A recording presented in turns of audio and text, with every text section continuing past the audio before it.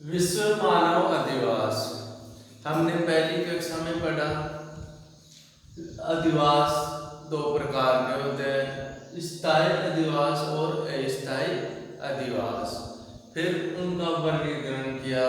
उससे अगली कक्षा में वर्गीकरण करने पर वह दो प्रकार के ग्रामीण अधिवास और नगरीय अधिवास। ग्रामीण अधिवास के प्रकार देखे हमने तो चार प्रकार थे: सघन या गुच्छित अधिवास, प्रकीर्ण या एकाकी अधिवास, मिश्रित अधिवास और पल्ली अधिवास। आज हम ग्रामीण अधिवासों के प्रारूप का अध्ययन करेंगे।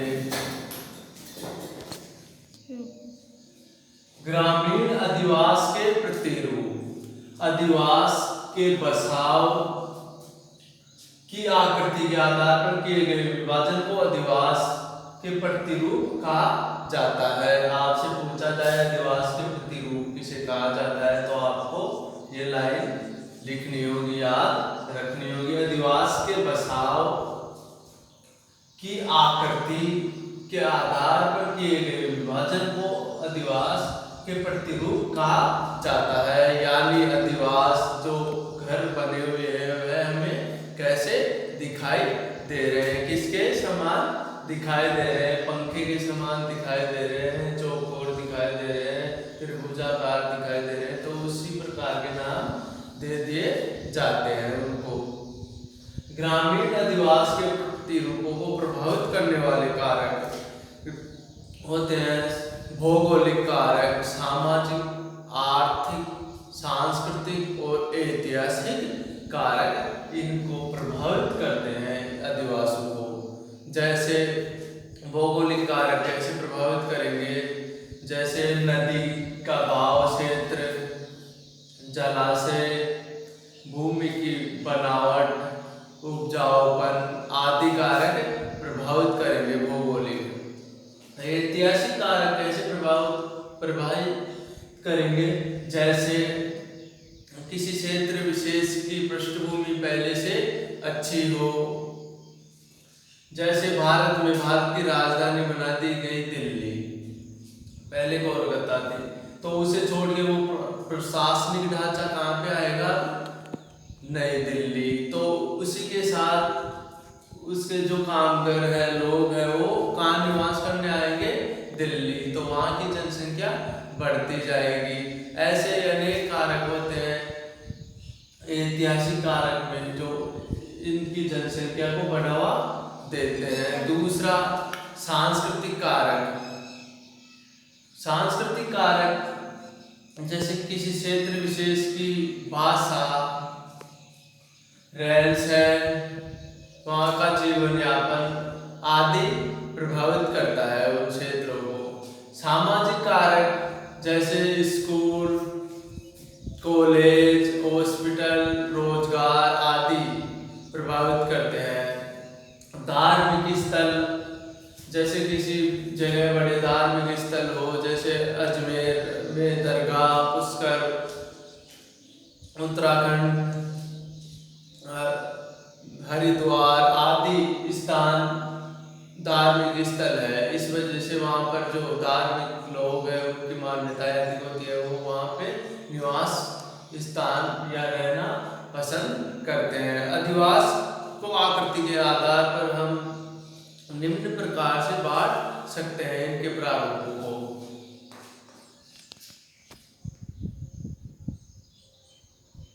रेखीय प्रतिरूप। रेखीय प्रतिरूप जैसे सड़क मार्ग, सड़क, रेल या नदी या सागर तट इनके किनारों पर विकसित होता है।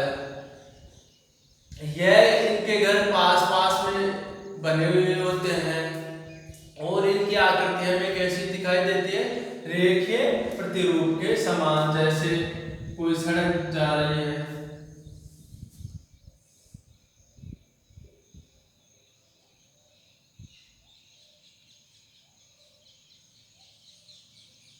तो इसके इस तरफ भी घर है।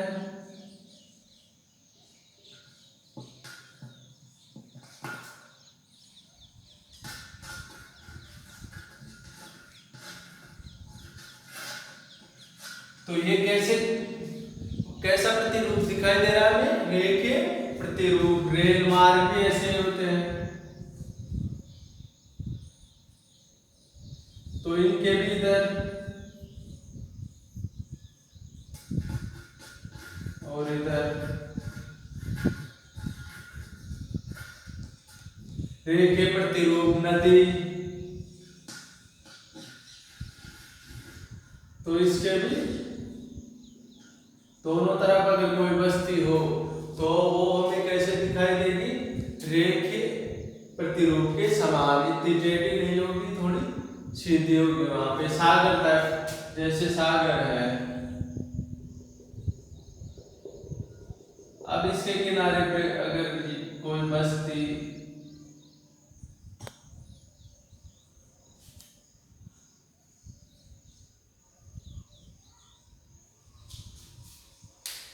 तो रेखीय प्रतिरूप ऐसे दिखाई देते हैं हमें, तो उन्हें हम क्या नाम दे देते हैं? रेखीय प्रतिरूप। इस प्रकार के रेखीय प्रतिरूप हमें अक्सर मैदानी क्षेत्रों में देखने को मिलते हैं। अगला है तीर प्रतिरूप। तीर प्रतिरूप, तीर प्रतिरूप अक्सर नदी, विसर्ग या दोआब के बीच पाया जाता है।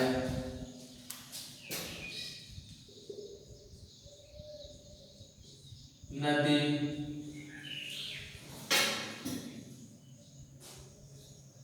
या दोआब के बीच पाया जाता है। देखो नदी विसर्ग कैसा होता है, और दोआब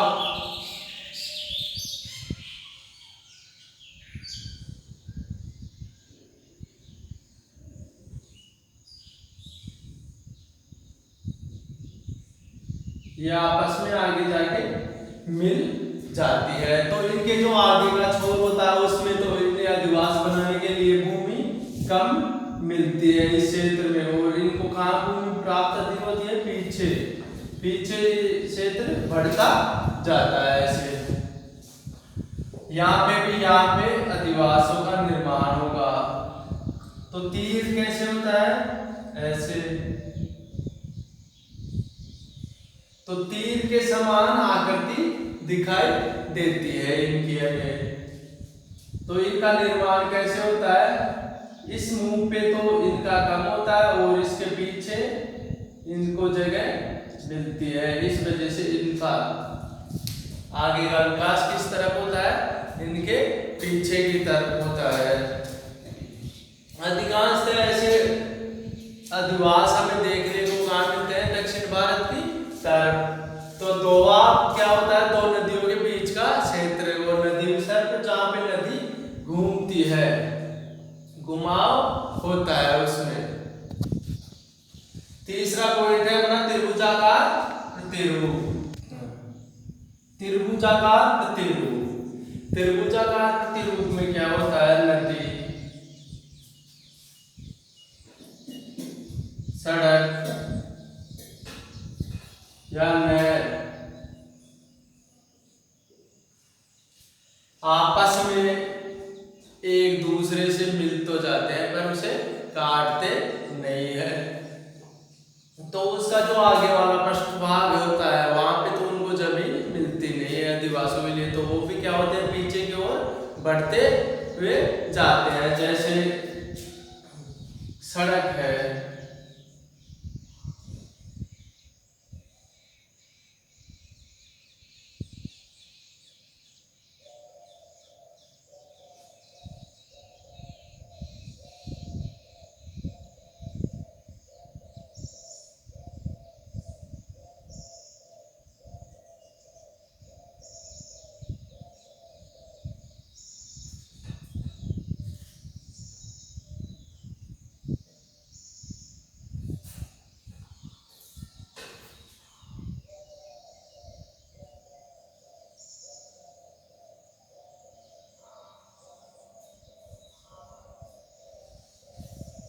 इसी प्रकार नहर, ये क्या है, नहर, नदियां आदि मिलती है। तो उनके पास जो अधिवास बने हुए होते हैं उनके अंदर, ना कि बाहर, इनके अंदर। वो कैसे दिखाई देते हैं हमें? त्रिभुजाकार त्रिभुज के समान। जैसे ये अधिवास है तो ये हमें दिखाई दे रहे हैं। ऐसे अधिवास हमें प्राय हरियाणा, पंजाब इन राज्यों में दिखाई देते हैं। अगला है आयताकार।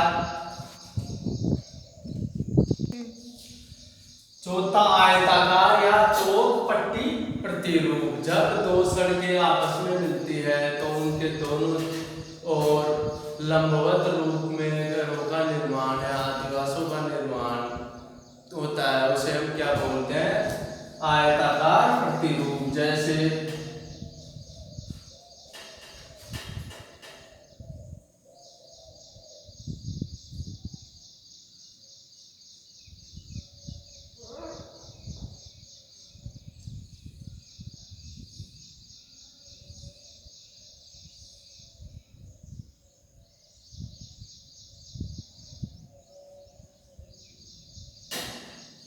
हम देख सकते हैं इसके इस और भी अधिवास है।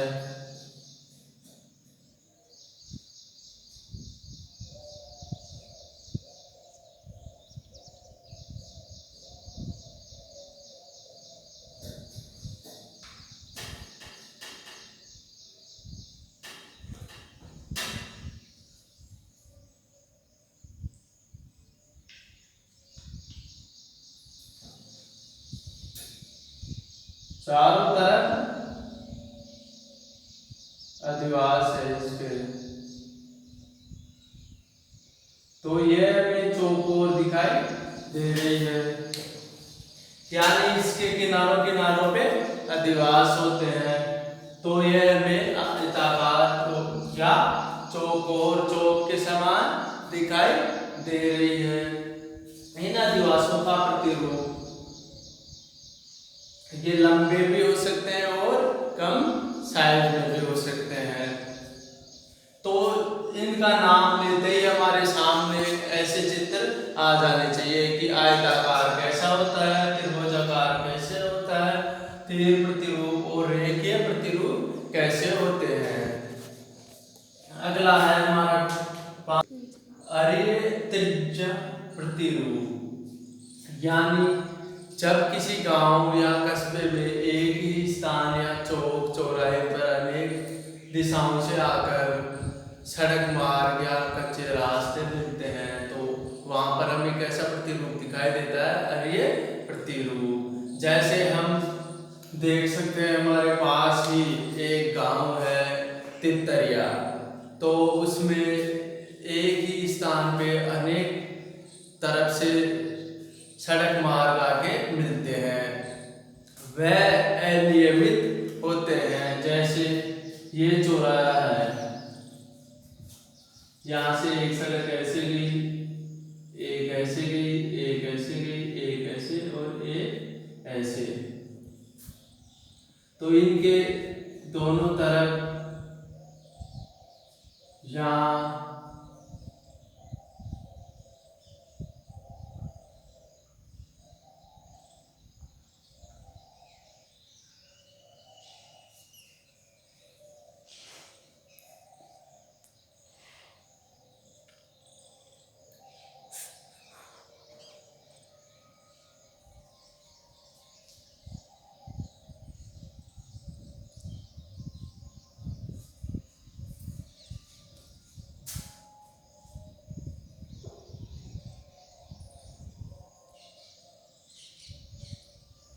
इस प्रकार के अधिवास हमको देखने को मिलते हैं। यानी यहाँ पे इनमें गैप कम होता है, पीछे ज्यादा होने लगता है धीरे धीरे, क्योंकि यह एक ही स्थान पे आके मिलते हैं। इस प्रकार के प्रतिरूप हमें दिखाई देते हैं जहाँ पर जनसंख्या का जमाव अधिक होता है, अनियमित रूप से बसे हुए होते हैं, कोई योजनाबद्ध तरीके से बसे हुए नहीं होते हैं।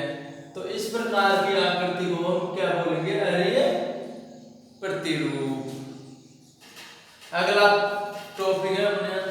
प्रकार का वृत्ताकार प्रतिरूप। वृत्ताकार प्रतिरूप प्राय किसी झील, तालाब, कुएं, किले, धार्मिक स्थल आदि के चारों ओर बनाए जाते हैं। आप सभी जानते होंगे झील, तालाब इसी प्रकार के होते हैं। कुएं की साइज कम होती है।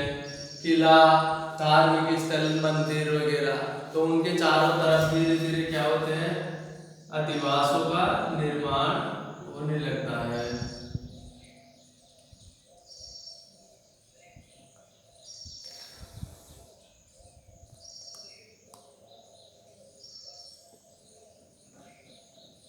तो वो सब क्या होंगे, वृत्ताकार प्रतिरूप।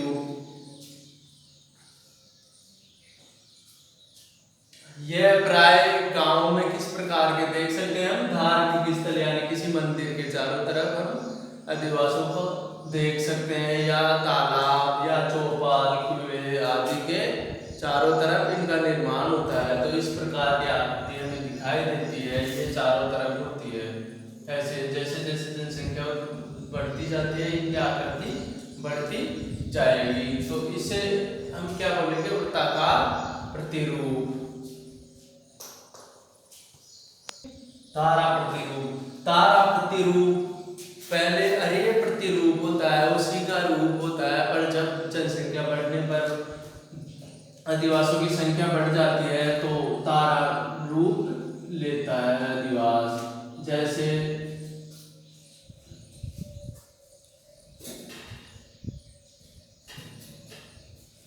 यहाँ पर अधिवास बने हुए पर कुछ ये मार्ग यही समाप्त हो जाते हैं और कुछ आगे तक निकलते हैं।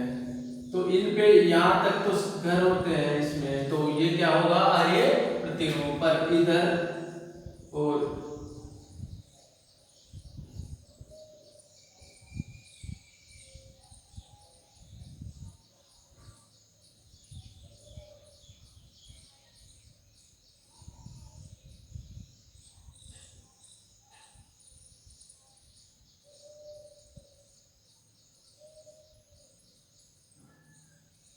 यानी इनका पीछे का हिस्सा बढ़ जाएगा जनसंख्या बढ़ने की वजह से।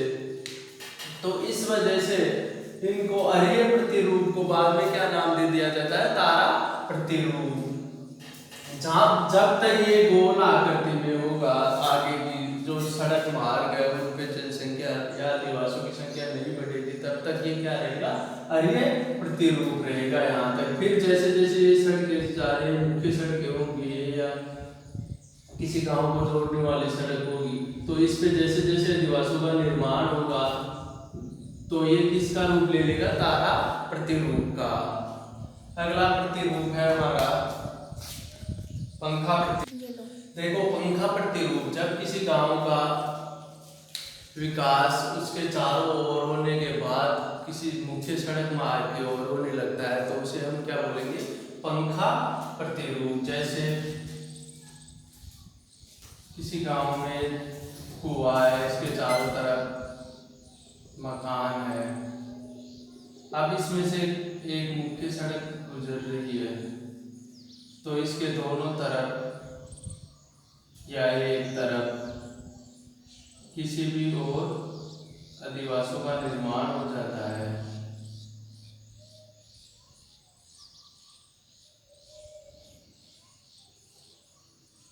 तो इसे हम क्या बोलेंगे, पंखा प्रतिरूप।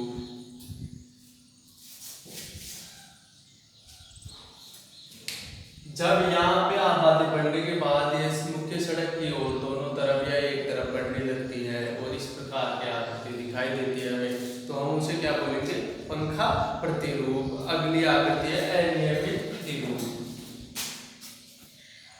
अनियमित प्रतिरूप, प्राय अनियमित प्रतिरूप वाले अधिवासों का भारत में एक लंबा जमाव रहा है, क्योंकि गांव में क्या होता है कि योजना से तो इन अधिवासों का निर्माण होता नहीं है। जैसे अपनी सुविधा के अनुसार लोग होते हैं वैसे बसते चले जाते हैं। फिर कोई मुख्य सड़क बनती है, उसके बाद उनको कुछ आकृति मिलती है देखने को। तो जैसे जहाँ पे एक सड़क गुजरी इस तरफ से, बाद में बाहर से गुजरती है, तो इसके चारों तरफ घर बना लेते हैं। ये अनियमित होते हैं पहले, तो हम इनको कोई निश्चित आकृति नहीं दे सकते। प्राय भारत में अधिकांशतः इसी प्रकार के, और मुख्यतः मध्य भारत और राजस्थान, मध्य प्रदेश, बिहार, यूपी, इन राज्यों में ऐसी आकृतियां हमें देखने को मिलेगी। ये जरूरी नहीं है कि ये आकृति ऐसी हो, कैसे भी हो सकती है इनकी आकृति। तो उसे अनाकार प्रतिरूप या अनियमित प्रतिरूप कह सकते हैं हम। अगला है सीढ़ी नुमा प्रतिरूप। सीढ़ी नुमा प्रतिरूप प्राय पहाड़ी क्षेत्रों में बनाया जाता है। सीढ़ी नुमा प्रतिरूप, इस प्रकार के प्रतिरूप प्राय हमें पर्वतीय क्षेत्रों में दिखाई देते हैं। जैसे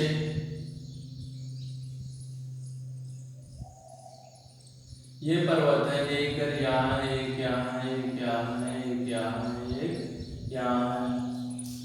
कई पर्वत ऐसे होते हैं, तो इनमें बिल्कुल सीढ़ी दर सीढ़ी ये आगे निकले हुए होते हैं। तो इस प्रकार के जो आदिवासियों का निर्माण होता है वो हमें कैसे दिखाई देते हैं।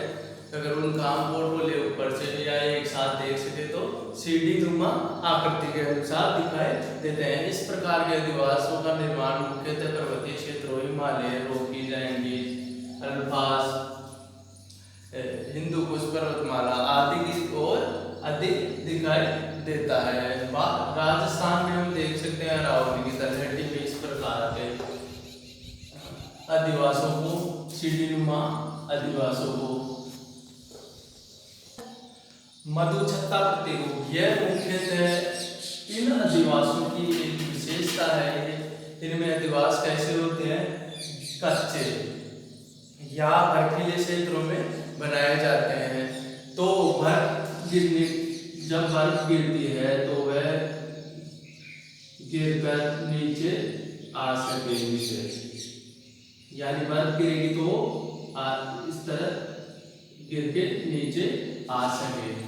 तो इस प्रकार के आदिवास मुख्यतः हम कच्ची बस्तियों या बस्तियों में देख सकते हैं, या फिर जहाँ पे कोई बड़ा प्रोजेक्ट हो, जैसे बड़ी बिल्डिंगें बनाई जा रही हो, तो वहाँ पे जो मजदूर कामगार होते हैं वह अपनी झोपड़ियाँ एक ही स्थान पर बनाते हैं। सभी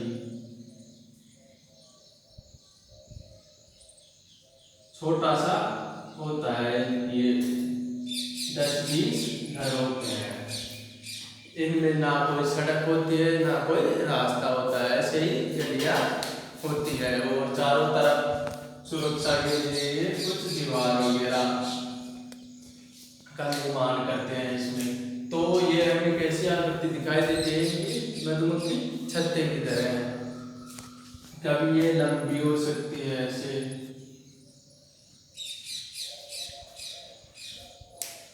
वो अन्य प्रतिरूप है जो हमें जैसी आकृति दिखाई दे वैसे ही प्रतिरूप बनते जाते हैं। देखो आज हमने पढ़ा ग्रामीण अधिवास के प्रतिरूप। ग्रामीण अधिवास के प्रतिरूपों में हमने देखा पहले रेखीय प्रतिरूप, फिर तीर प्रतिरूप, त्रिभुजाकार प्रतिरूप, आयताकार प्रतिरूप और अरेख प्रतिरूप। इस प्रकार के अधिवास ने देखा और इनका हम इमेज कर सकते हैं, सोच सकते हैं। उसके बाद हम इसका आंसर लिख सकते हैं। वृत्ताकार प्रतिरूप, तो वृत्ताकार नाम से ही प्रतीत होता है कि ये कैसा होगा, गोल होगा। तारा प्रतिरूप, तारा प्रतिरूप में क्या होगा, वो चौकोर पट्टी होगी, फिर बीच में क्या होगा, सड़क आगे मिलेगी और एक दो सड़क फिर उसकी आबादी क्या होगी, बढ़ती जाएगी। पंखा प्रतिरूप, अनियमित प्रतिरूप और सीढ़ी प्रतिरूप, इन सभी को हम जब सोचेंगे समझेंगे तो हमें याद करने की जरूरत ही नहीं होगी और वह हमारे सामने इसका चित्र प्रतीत होगा।